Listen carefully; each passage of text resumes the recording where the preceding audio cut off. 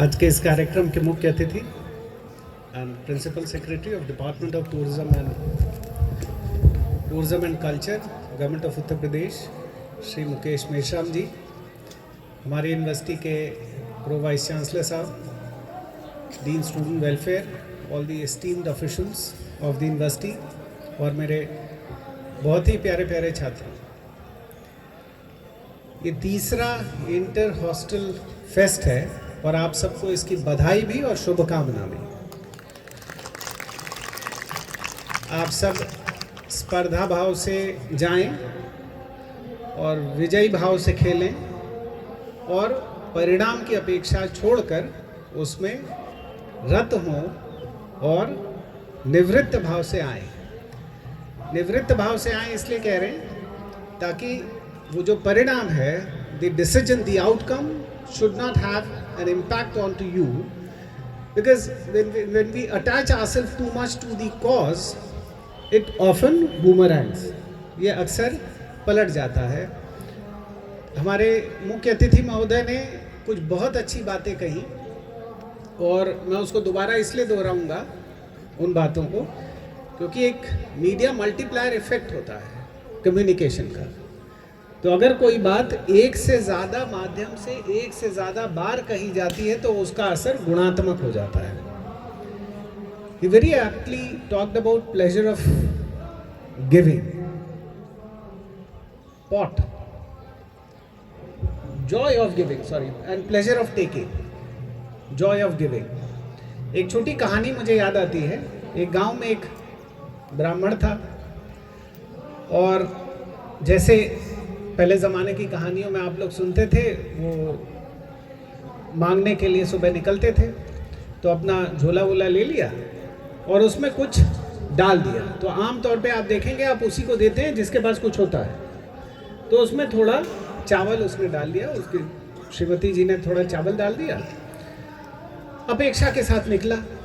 तो सामने जैसे ही निकला अपने गाँव से तो उस नगर का राजा आ रहा था। तो बहुत खुश हुए कि आज का दिन तो लग रहा है बढ़िया बीतेगा और राजा साहब मिल गए तो पूरी पोटली भर देंगे, हो सकता कुछ ज़्यादा भी दे दें। जब वो गए तो राजा साहब उनको देखकर उतरे, ब्राह्मण महाराज को, और उतरे और उन्होंने कहा कि महाराज बहुत अच्छा हुआ आज मिल गए आप। इससे पहले कि ब्राह्मण उनसे मांगे, उन्होंने कहा कि मैं ये चाह रहा था, आज मैं सोच के निकला था कि जो भी पहला व्यक्ति मुझे मिलेगा उससे मैं दान मांगूंगा। अब पंडित जी की कहानी उलट गई, कहाँ की सोचे थे ज़्यादा मिलेगा और कहाँ की उनको देना पड़ रहा है। तो कृपण ब्राह्मण थे, अपनी झोली में जो चावल के दाने उनकी पत्नी ने रखे थे उसमें से एक दाना निकाल के उन्होंने राजा जी को दे दिया। फिर आगे बढ़े और मन में कसक थी कि कहाँ की ज़्यादा मिलने की अपेक्षा थी और जो था वो उसमें से भी एक दाना चला गया। उस दिन उनको आम दिनों की तुलना में ज़्यादा दान मिला, लेकिन फिर भी एक कसक थी। घर वापस आए दुखी मन से। पत्नी ने पूछा कि क्या हुआ, आज दान कैसा मिला? बोले पूछो मत, जितना मिला उसमें एक दाना कम है। पत्नी ने उनका झोला उल्टा और उसमें देखा कि एक चावल के दाने जितना दाना सोने का था। जीवन ऐसा ही है, जो हम देते हैं वही स्वर्ण है, वही मेरे साथ है। इसलिए हमारे मुख्य अतिथि महोदय ने जो जॉय ऑफ गिविंग की बात की, तो अगर आपको लगता है बहुत सारे खेलों में हमने एक शाहरुख खान का डायलॉग हमारे चीफ गेस्ट साहब ने कहा, एक और मैं भी ऐड करता हूँ, भाई जीत के हारने वाले को बाजीगर कहते हैं। तो आप दूसरे को जिताइए और फिर उसका आनंद देखिए। सो आप सब हॉस्टलर्स हैं।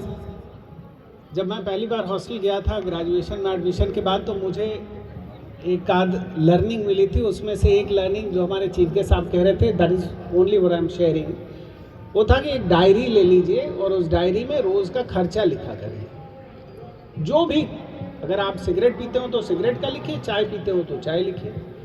सर आपकी तरह मुझे भी चाय का भी नशा नहीं है, तो वो खर्चा तो नहीं, लेकिन उसने एक हमेशा नियंत्रण बनाए रखा। और 1000 रुपये पिताजी हमको देते थे महीने का, और कभी ऐसा नहीं हुआ कि किसी महीने हमने पूरा 1000 रुपये खर्च किया हो।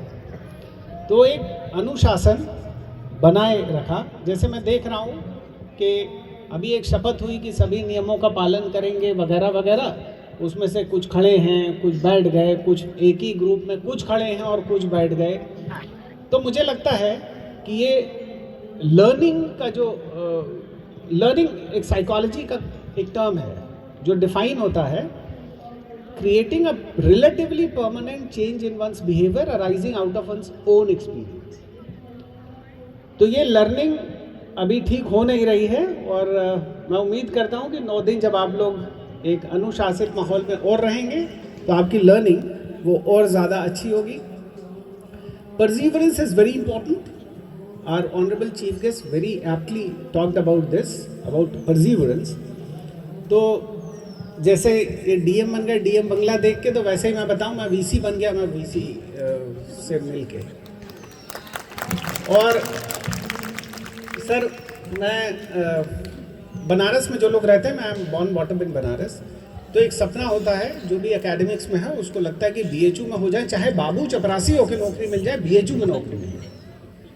तो ये इच्छा हमारी भी थी, मैं बीएचयू में स्टूडेंट भी था, तो ये लगता था इस कैंपस के अंदर नौकरी मिल जाती।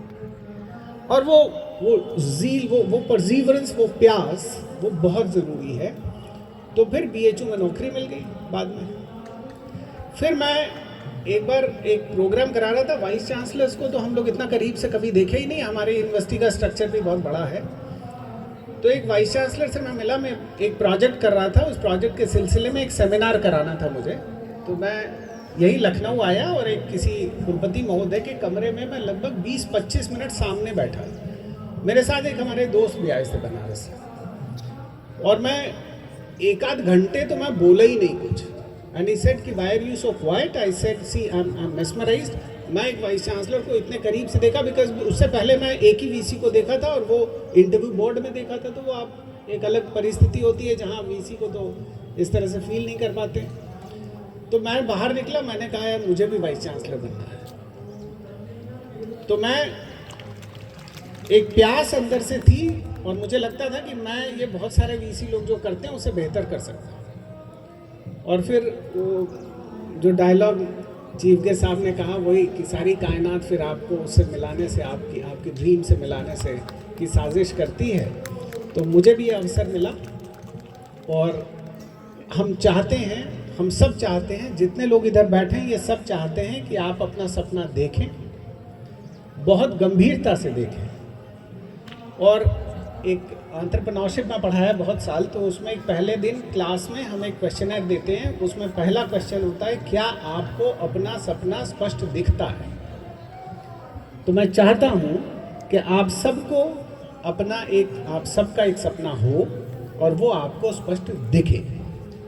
यदि वो आपको आपका सपना दिखता है तो ईश्वर आपको उस सपने को प्राप्त करने में सहयोगी बनते हैं। इसलिए it is very very important to have a dream and pursue your dream. All the very best. आप विभिन्न प्रतियोगिताओं में अव्वल आना चाहते हैं, अगर आप पूरी शिद्दत के साथ उसमें लगेंगे तो कोई कारण नहीं है कि आप उसमें सफल ना हो।